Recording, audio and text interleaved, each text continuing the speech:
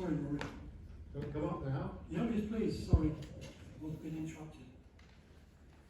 You've still got 6 minutes.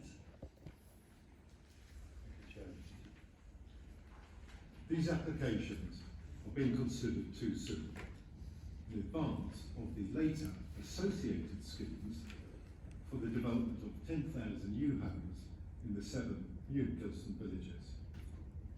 All these applications and new homes need to be looked at together. It's common sense and it's good planning. You have our reports showing that there are deficiencies with the landscape assessment and with the heritage assessment. Our transport consultants have highlighted that the transport assessment for the crossings contains significant gaps and inconsistencies. You are being asked to believe that the ambitious modal shift target, and I quote, is considered reasonable based on the high quality bus services and cycle routes that will be provided. However, no compelling evidence is provided to support this, especially for the new villages which are further from Harlow than Village 1.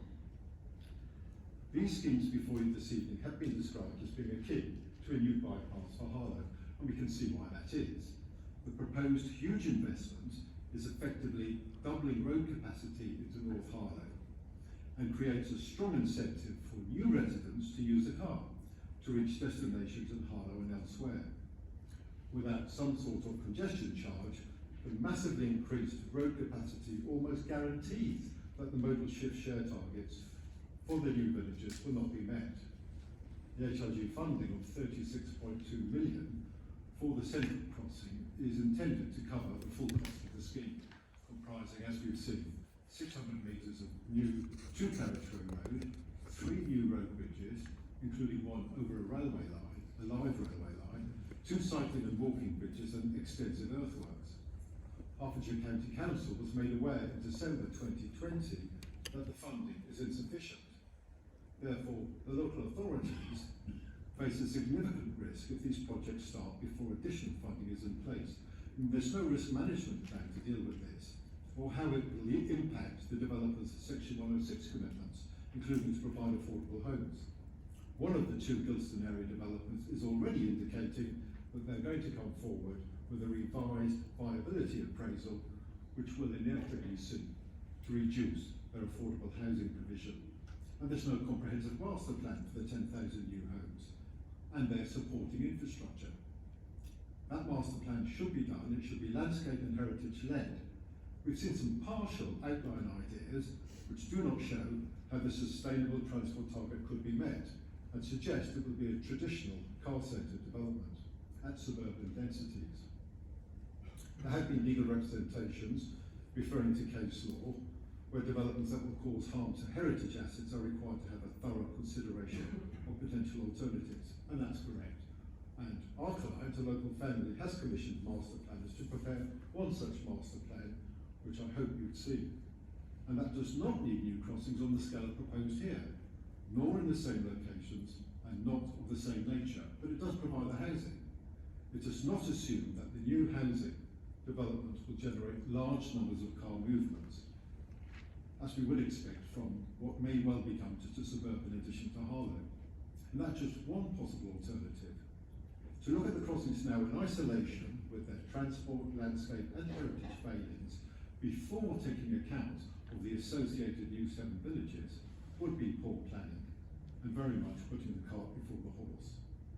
We ask that these applications be deferred this evening until a comprehensive master plan is available, so that we can properly assess how many crossings might be required, what the nature should be, how large they should be, and how to minimise the harm to heritage assets caused by the scale of the highway works.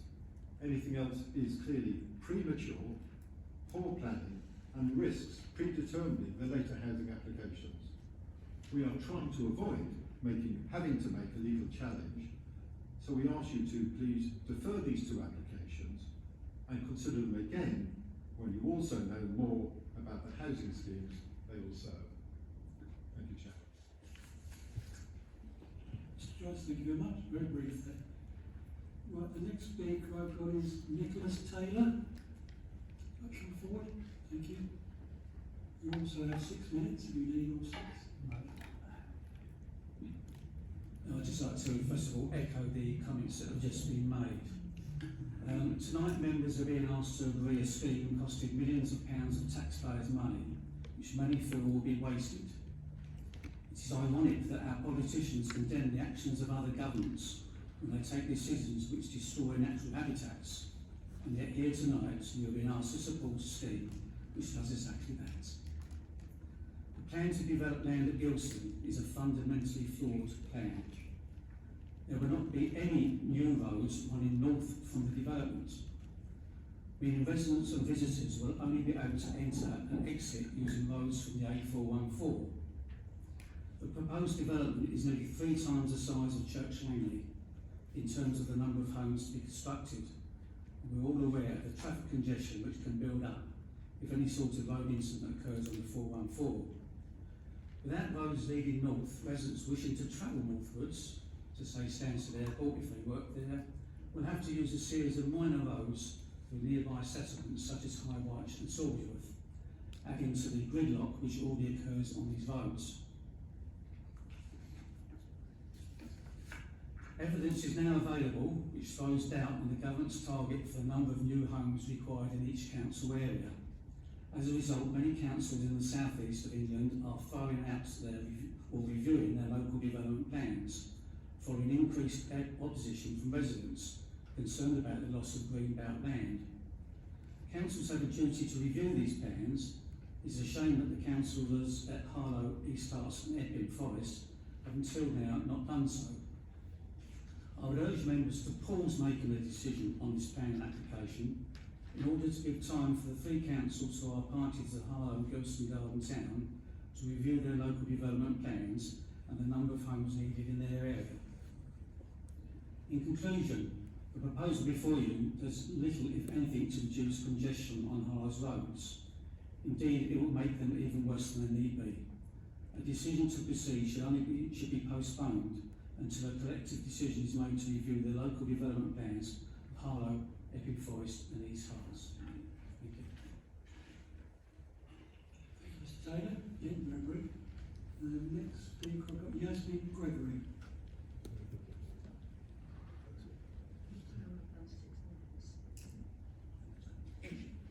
Got 6 minutes as well.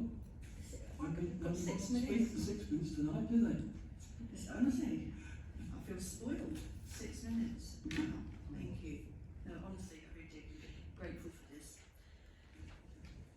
I'll go that thumbs up when I'm ready.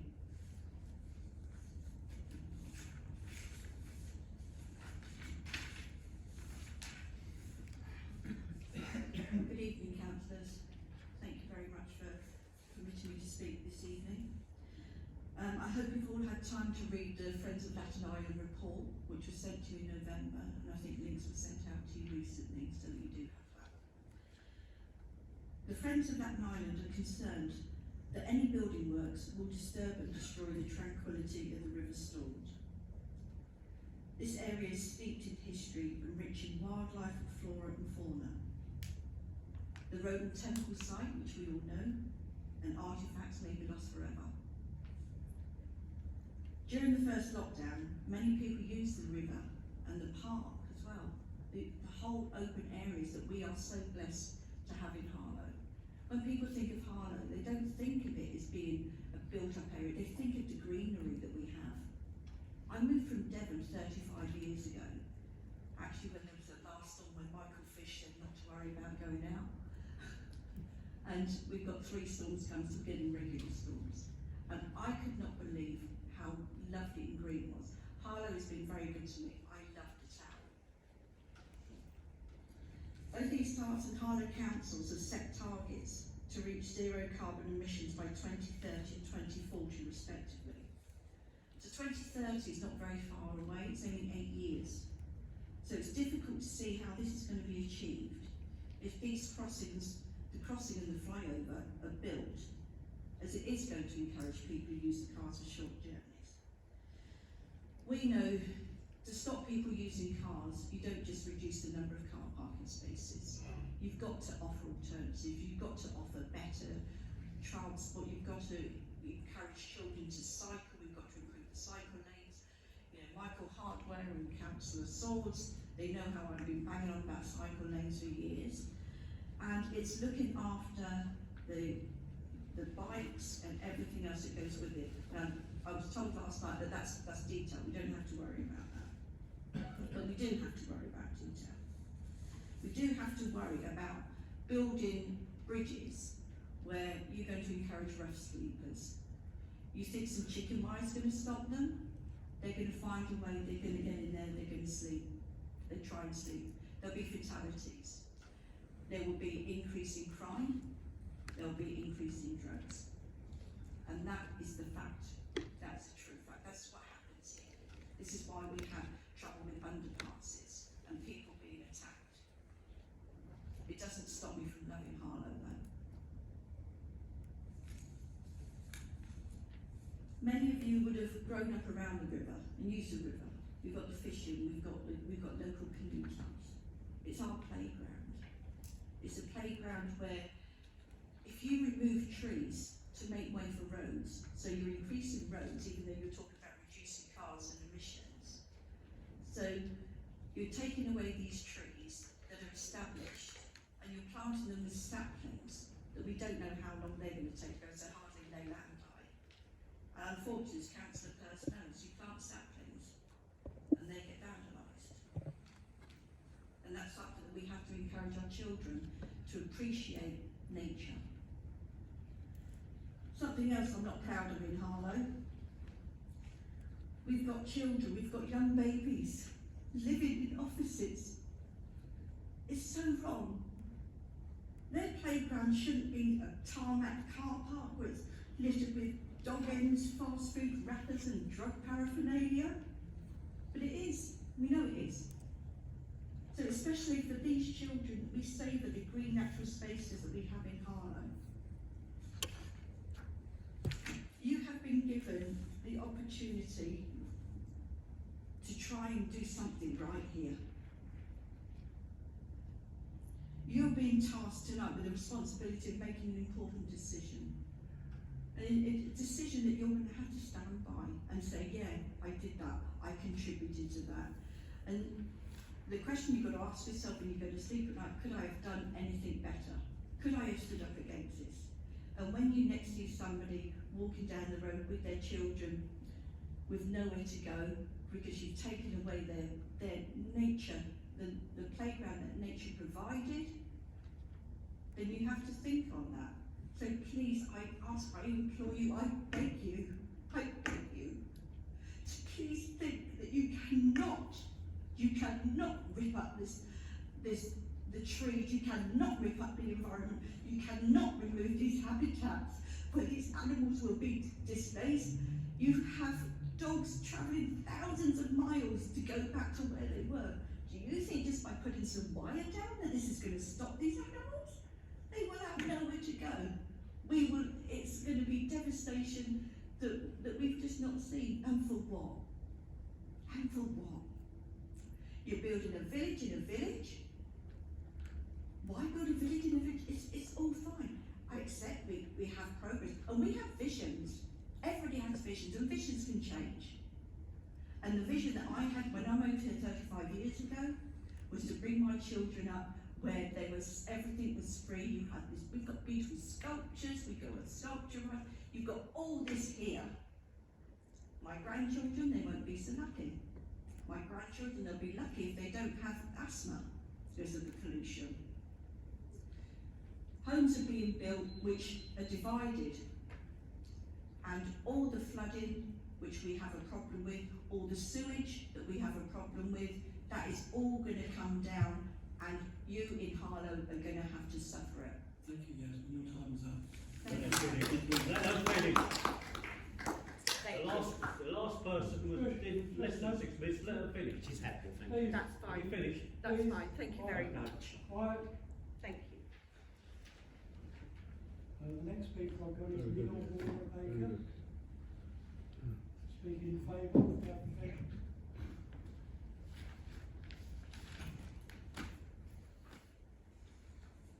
Thank you. I'd like to thank the Chair for allowing me to speak in favour of the central crossing at this late stage. It's with a heavy heart that I speak in favour of the central crossing.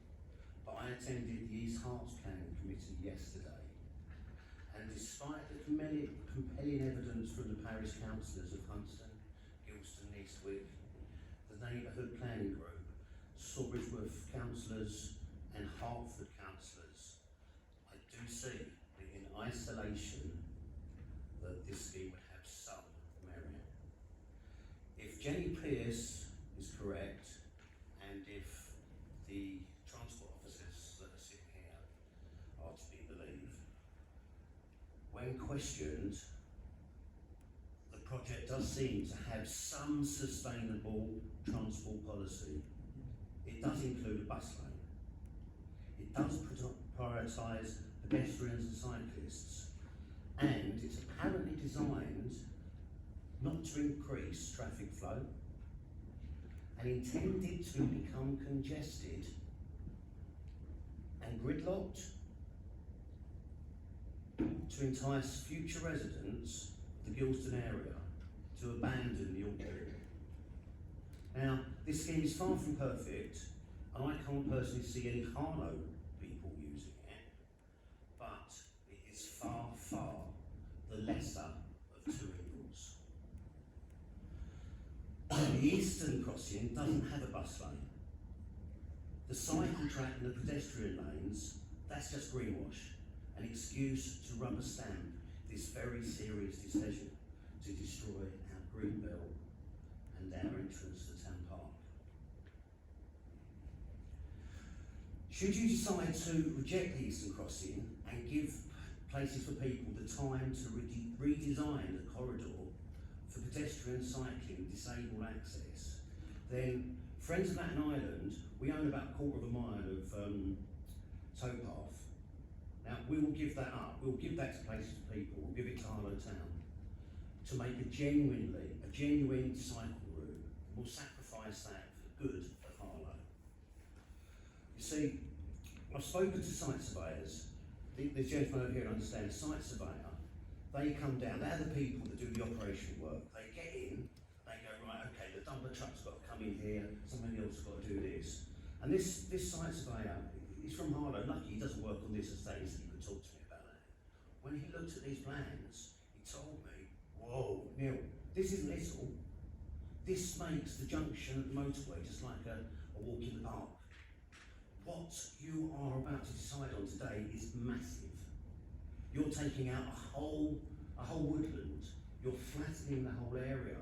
I was a little bit concerned when Jenny was speaking a little while ago, because when she mentioned the trees that went, they don't include saplings. They only include established trees.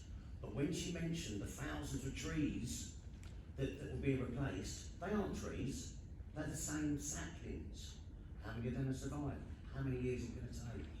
But as I say, it's a lesser of two evils. Because the planning decision you make tonight is so important. More people die by car usage each year than for any other reason.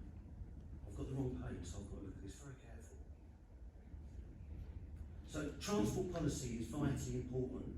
Not only can you save lives, you can help people live a healthier lifestyle and help our environment if you do choose a truly sustainable transport system.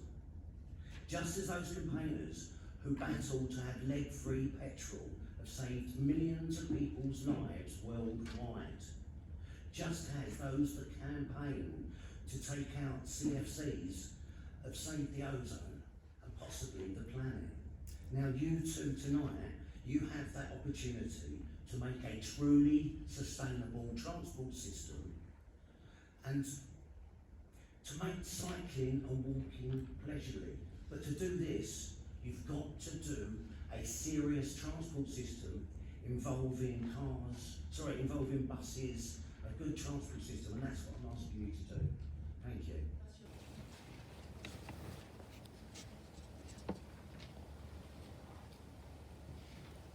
Thank you, Chairman. This application has been considered too soon. It's in advance of the information you will have for the development of the 10,000 new homes for the 7 new villages, which is referred to again and again as the rationale for these crossings. These need to be considered together with the detailed information about the new housing. It's just common sense, and it's definitely good planning. We've had our reports about the deficiencies in the landscape development and the transport assessment, which contains significant gaps and inconsistencies, and the heritage assessment. On heritage grounds, the proposals fail to comply with the legal and policy basis for decision-making for applications that affect listed buildings and heritage assets and their settings. We believe they fail to comply with local policies on the historic environment as well as with the NPPF. And they also fail to comply with policies H1 and AG8 of the Neighbourhood Plan, our award-winning Neighbourhood Plan. I hope you've been able to read our independent review by our own heritage specialists, which was sent to you last week, and it sets out their heritage concerns. They indicate that the proposed crossing developments would cause serious harm to heritage assets at the high end of the, quote, less than substantial spectrum to the setting of 2 Grade 2 listed buildings. And this harm has not been adequately assessed and has not been given proper weight. They conclude that the development would harm the heritage significance of Fiddler's Bridge, you saw a picture of it, its location, Fiddler's Cottage, the River Stort Valley, and indeed the wider setting of Harlow Newtown. Whilst harm has been acknowledged in the officer's report to you, it has not been convincingly justified, and nor has its magnitude been fully explained. It's Section 66 of the Planning, Listed Building and Conservation Areas Act of 1990, which asks for special regard to be given to the desirability of preserving the setting of listed buildings. And this statutory duty has not been met here. The scheme also fails the NPPF heritage tests in that it cannot demonstrate great weight has been given to the conservation of heritage assets, and it fails to deliver, quote, clear and convincing justification for the harm which will be caused. For example, the small heritage benefits to Fiddler's Bridge, which is repointing the brickwork there under the arches and the balustrade works, are minor, and they do not outweigh the harm caused to this listed asset. No alternative sites or other solutions for the lower level of heritage harm appear to have been investigated thoroughly. And as you probably know, this is against case law set out in recent judgments. This application has been presented to you this evening as seeking to overcome non-compliance with the Listed Building and Conservation Areas Act by simply weighing harms against benefits.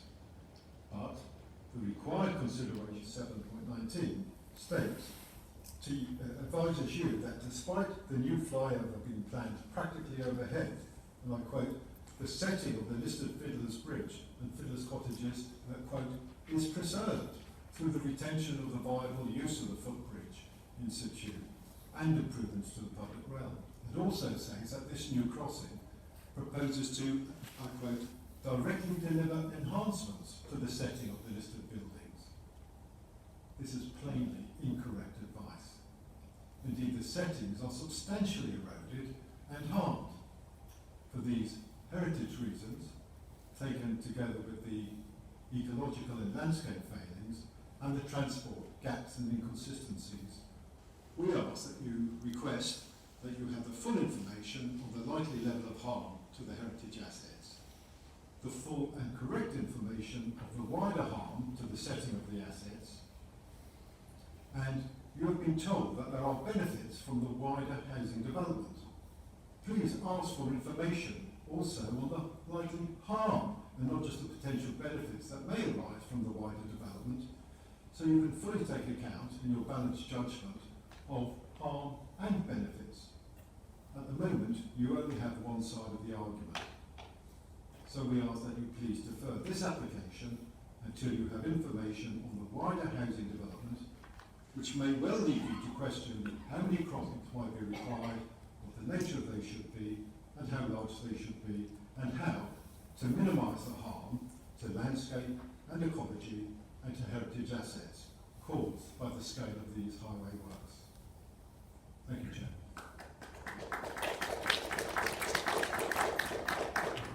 Thank you, Mr. Joyce. Then we've got Neil Warner-Baker. 6 minutes. Okay, for clarification, I feel that Jenny Pearce has been less than transparent. You've missed some slides. There's a slide on the culverts, and I'd really like it, one of you councillors asked her to show that, so we could discuss that. And also as clarification, thank you. Can I do my time from now? Thank you. It is folly to build this highway on piping. It is so close to urban areas that it will become social housing for the homeless and a playground for our kids. Come a flash flood, there will be death. And why? Why build this? Because it's 30% cheaper than building by other methods. Now, the roundabout bridge structure, by reason of its size, its scale and its prominent position in that location, would form an intrusive and visually dominant addition that will be harmful to the area and character of this area. I understand the concept of a sustainable transport corridor has been incorporated into Harlow's local plan, but with the intention that it should reduce car usage by 50%. However, what's been put forward can't fulfil this goal. In essence, it's a dirty big flyover, and it can't hope to reduce car usage. Harlow's local plan lacks detail. It could equally be a tweed bridge onto a cycle track leading to those villages beyond. But those bridges, the paths and the tracks, they're already in existence. They fit the character of the area. Allow modification for disabled access, a pedestrian route to the rear of the train station, and a truly pleasant, sustainable alternative to car usage can be created without any of the environmental risks. Reintroduce the bus stop in Templefields, and all the parameters of the local plan have been fulfilled. The local plan does not endorse that it should reduce biodiversity, destroy valuable wildlife habitat, add to the flooding risk. It goes against the commitment that the council has given to the climate emergency by releasing millions of tonnes of sequestered carbon into the environment. It's ironic that during the construction of Harlow Newtown, the otter and the water vole were driven to extinction in this area. It was only thanks to the dedicated work of conservationists that they returned. Now we're going to break that link. Those otters that are in Bishopbury Park, those otters that are in Roydon, they can no longer join up. We're going to make them extinct again. Bisecting the wildlife corridor will cause unprecedented damage to our ecosystem. The logic and the delivery of this application is seriously flawed. Within Harlow, it will necessitate the destruction of sacred greenbelt land. It will destroy elements of our award-winning town park. And it does not respect the historic and the environmental importance of this area. Harlow's greenbelt land can only legally be sacrificed if it's shown there is an overwhelming need for construction. But at this moment, there is no overwhelming need. It's a road to nowhere. It's a big white elephant, and it's going to be an embarrassment to our town. The logic of this scheme is fundamentally flawed. How is anyone in their right mind to believe that the construction of this highway will lead to the reduction of car usage by 50%? You're having a laugh. But that's what we're expecting to believe by calling this a sustainable transport corridor and then slapping a footbridge and a cycle track alongside. It's not only stupid, it's downright dangerous to expect pedestrians to walk day and night near on 2 miles along a bleak, concrete, elevated highway with no means of escape should danger prevail. It's bloody stupid. But why the rush to put the cart before the horse? Why approve this scheme before a single house has been built? Before there is any demonstrated need? The Housing Infrastructure Grant. £182 million of taxpayers' money, 36 million for the central crossing, and a staggering £130 million for the eastern crossing. But will it be enough? The estimates for this crossing were drawn up well before Brexit. The cost of raw materials, they've skyrocketed. 50, 100% and rising. What about inflation? There's a wide shortage of materials. What is the true cost going to be? And how much is it going to cost the taxpayer? Because, and this is the crunch, this grant is actually a loan to the developers, forward funded, but only paid back should they, the developers, places for people, turn a profit. And to make matters worse, this application has been almost entirely led by East Harts Council. Little regard has been given to the consequences for Harlow people. The hundreds of business along River Way, the civic community, HCS, all will be severely affected when this railway bridge is knocked down and rebuilt, and then you build this stupid roundabout 7 metres in height. It's raised 12 feet as it enters into Mead Park Industrial Estate. How are the dump trucks going to get out of Mead Park Industrial Estate? What happens when it starts snowing? It's a nightmare. Housing incline will impede lorries and juggernauts, especially during winter. You've had 6 minutes. Oh, I'm sorry. Yep. Well, for these reasons, I implore you, if you haven't got the conviction to reject this application, then you must, for the good of this town, suspend your judgment until you're absolutely sure it's absolutely necessary. Thank you very much. Richard Ford.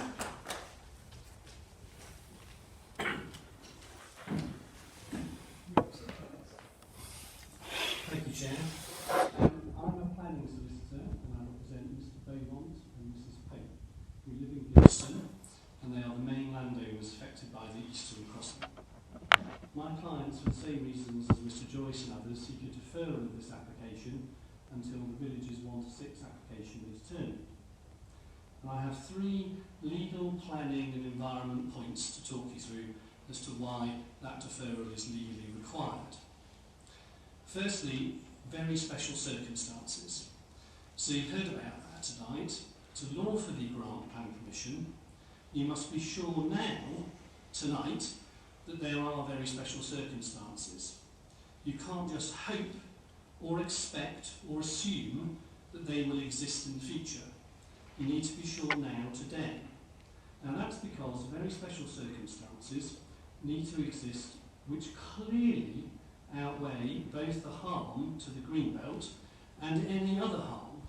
And that any other harm includes the heritage harm, the ecology harm, the landscape harm, the traffic harm, the air quality harm caused by this application. So the Villages 1 to 6 application would need to outweigh all of those harms in order for you to be sure that very special circumstances exist tonight. Now this needs to be secured now, not later. Now, very special circumstances are a very high hurdle. They're more than exceptional circumstances, in fact, which justify the allocation of Villages 1 to 6 in the local plan in the first place. It's a higher test. Now the legal and fatal flaw in the office's analysis in the report is that they rely on the allocation of Gilston Villages 1 to 6 and the submission only of the outline application for Villages 1 to 6 as the identified very special circumstances. And they seek to assert that that's a matter of reasoned planning judgment and therefore unimpeachable. Now that's plainly wrong and irrational for a number of reasons.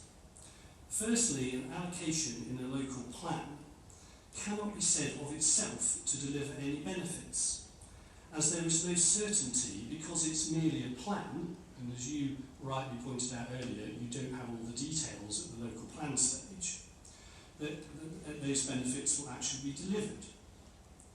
It requires a planning application to be submitted and then approved and secured by that approval, including a Section 106 agreement, for those benefits to carry sufficient weight to equal very special circumstances, and that clearly has not happened, because you have not had, or these parts have not had, the application to determine for villages 1 to 6. Now this is particularly so and nonsensical when one looks at the justification for an allocation, supposedly being very special circumstances in the first place, when the ministerial statement makes clear that housing need does not in itself amount to very special circumstances. Secondly, in the local plan itself, the villages 1 to 6 were taken out of the greenbelt, but the eastern Stort crossing and the central crossing were not. They're still in the greenbelt, as you pointed out earlier. Now, if the allocation of villages 1 to 6 was of such benefit demonstrably at the time of the allocation, then why were the roads not taken out of the greenbelt at the time? So you can't now say, well, villages 1 to 6 allocation is so amazingly beneficial already at the date of allocation that the very special circumstances should exist now for the roads to be granted planning permission, when that was not the case when the allocation was itself formulated. Thirdly, the outline application may have been lodged, but as I've said, it hasn't been determined. There is no certainty that it will be granted, because not only the benefits need to be considered, but also the harms. The particular application for places for people may not be satisfactory to East Herts, and they may refuse that application and look for a better one to come along. Yet officers seek to assume now that there will be net benefits definitely guaranteed, such that very special circumstances can be demonstrated now. Those benefits have to be so significant that you can be sure now that they clearly outweigh the harm to the greenbelt and any other harm. With respect, you can't be sure about that, as the report hasn't been written and hasn't been determined by members. Officers cannot be sure either. So the question you need to ask yourselves is, how can you be sure that villages 1 to 6 will deliver such a high degree of very special benefits when there's no report to consider? Well, it's pretty obvious. You can't do that. That would be legally flawed. The affordable housing might not be enough or satisfactory. The car parking in villages 1 to 6 might be too much. The schools may not go in early enough. The viability of the scheme may not make it suitable to proceed. Other garden villages in North Essex, for example, were found to be undeliverable and then dropped. You simply can't know at this time. You need to wait for that application to be determined to be sure that very special circumstances exist for these applications tonight. It's clearly not rational and therefore not a matter of planning judgment to find that very special circumstances at this time exist. Lastly, officers try and place weight on condition 4, as you pointed out, is the absolute pillar of this, for the recommended planning conditions, which say no development shall occur apart from enabling works until planning permission has been granted. Mr. Ford, your 6 minutes is gone. May I just finish my sentence? Finish the sentence. Thank you. Short sentence. Absolutely. Now that may be so, but that doesn't help you at this point in time, because you don't know what the extent of the benefits are, you don't know whether permission will be granted, and that condition doesn't ensure that any of the development of what villages 1 to 6 actually proceed. So to conclude, you cannot establish very special circumstances at this time, and you cannot therefore lawfully grant planning permission leeway tonight. I've now finished. Thank you very much indeed. Thank you.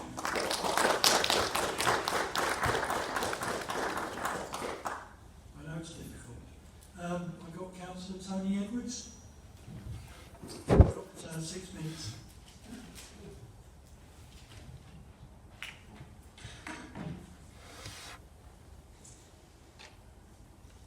Right, thank you, Chair. Firstly, I would like to say that I have consistently asked questions about the capacity of schemes, whether or not this scheme will be fit for purpose. I've asked questions about the impact of the scheme and what the impact will be. I've asked questions about sustainability, and I've also asked questions about what alternatives have been considered and if they've been discounted, why they've been discounted. Now, I sat through all of yesterday's presentation, 7 hours of it, and watched it from the, and I've sat through and listened to the discussion today. And listening to yesterday's discussion, and also listening to today's discussion, I'm become more convinced that we're doing this the wrong way round. Firstly, at the moment, in terms of the capacity, I have a question for the officers. What is the capacity of the existing road structures that we've got now? What will be the capacity of the new road structures that plan to be put in place? What is the anticipated breakdown? Tony, don't push it up. One question. Sorry, I'm making comments. You're asking questions to the officers, and it's not in your. I'm asking rhetorical questions to the officer, and I trust this isn't eating into my 6 Yes, but they minutes. don't have to answer your questions, otherwise everybody else has to answer. Right. So the answer is no. I was going to let you have one, but I'm not going to let you have half a dozen. I will rephrase that then. Members of the committee might wish to ask questions of the officers along the lines of what is the capacity of the existing road structure and what will the new road structure's capacity be? They may also might like to ask what are questions like what is the breakdown that's anticipated? What is the anticipated bus usage that they're anticipating? Because they've made a number of assumptions, it seems to me here. And they've obviously made assumptions when they've planned these particular roads, but they've not been explicit in any of the reports that I can see about what those assumptions are and how they will be. So, for example, you talk about increasing bus sustainability, but there doesn't appear to be, as far as I can see, at the moment, anything other than an emerging economic strategy and an emerging transport strategy. It doesn't appear to be, as far as I can see, any consistent information about how that bus service will be funded, how that will be put together. And that would have, and if that bus service isn't available, that could have significant impact on road usage. And if it is going to be made available, what will be the anticipated usage? Secondly, in terms of the alternatives, in last night's discussion, there were a whole lot of points made about the links, alternative links through to the A1184, and concerns about links through to 1184. This scheme is envisaging that it's all going to come through Harlow, basically. I mean, is that I would ask members to consider, is that the appropriate? Certainly there were concerns being expressed by Hertfordshire residents last night about that. And then, and also one of the other points that was made last night and has been raised is alternatives like ensuring that there's an adequate park and ride system.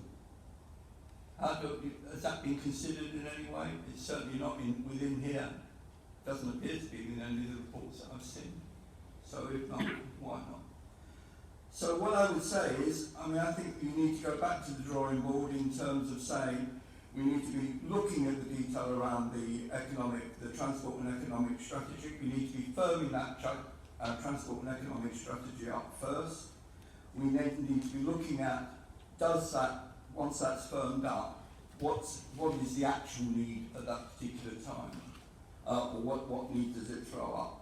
And we also need to be raising at this point, do we actually need to be building that bridge now? Would it be possible to, or that structure now?